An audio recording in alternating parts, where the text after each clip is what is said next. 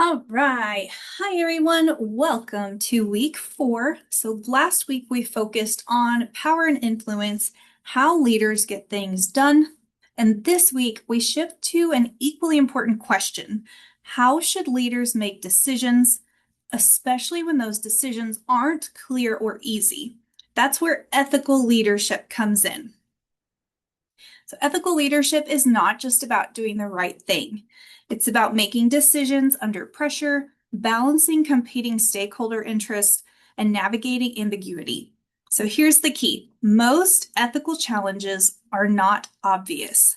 They involve some trade-offs.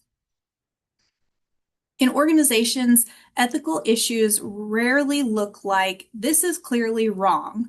Instead, they kind of look like hitting performance targets versus being transparent, protecting employees versus protecting the company, short-term results versus long-term trust. And often systems and incentives push leaders towards questionable decisions. So kind of looking at that first one, hitting performance targets. Think of the Wells Fargo scandal years ago. If you have so many new accounts opened, you all will get a bonus or you all will receive a trip.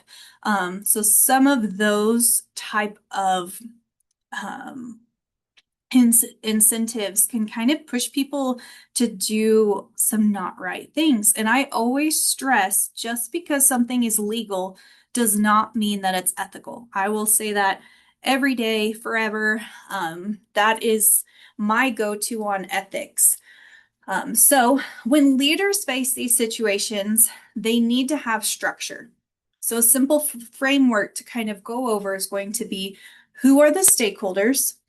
What are the consequences of each option? What principles or values apply? What decision can you defend publicly? Because here's the reality. Ethical leadership is about making defensible decisions, not perfect ones. So as long as you can defend what you're doing and showing how it is ethical or even in some cases legal, that's what we're looking for. So roles within an organizational culture. One of the most important takeaways is ethical failures are often system problems, not just individual problems. So again, we're going to go back to thinking about incentives, pressure from leadership, and organizational norms. So leaders don't just make decisions, they shape the environment where decisions happen. Years and years ago, I worked at Toys R Us. I was at the customer service counter, and they really pushed us to have people not only apply for credit cards, but get those Toys R Us credit cards approved and open. And of course, there were incentives if you open, or if you had 4 or 5 open in a week, then you would receive this or that. Same with even sales positions nowadays. If you reach this many sales, then you'll receive this bonus. Or some organizations will send not only the salesman, but the top customer on some different trips to some exotic locations. And so there's a lot of pressure to perform. And so sometimes it's not just the individual, it's not just the leader, it's the system as a whole with putting the pressure on your employees and the incentives and kind of what's normal among the organization.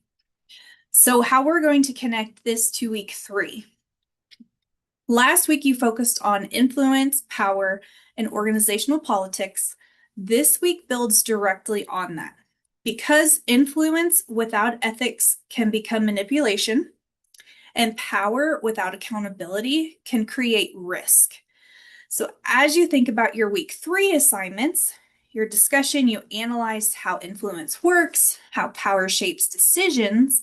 Now ask yourself, were those influence strategies ethical?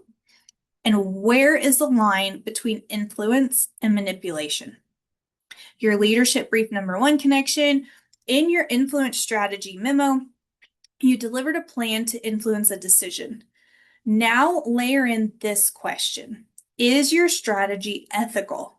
Are you being transparent? Are you considering your stakeholders? Are you managing risk responsibly? This is where leadership becomes more complex. So I'll finish with this. Being influential is not enough, and being ethical is not always easy. The most effective leaders are those who can influence outcomes, navigate complexities, and still make decisions that they can stand behind and defend. So I'm looking forward to seeing how you apply this thinking moving forward. And kind of as a little bonus, think about a time when you knew the right decision, but pressure pushed you in a different direction. That tension, that's where ethical leadership really develops. So as always, let me know if you have any questions. Feel free to send me an email, and I'm excited to read all of your submissions this week.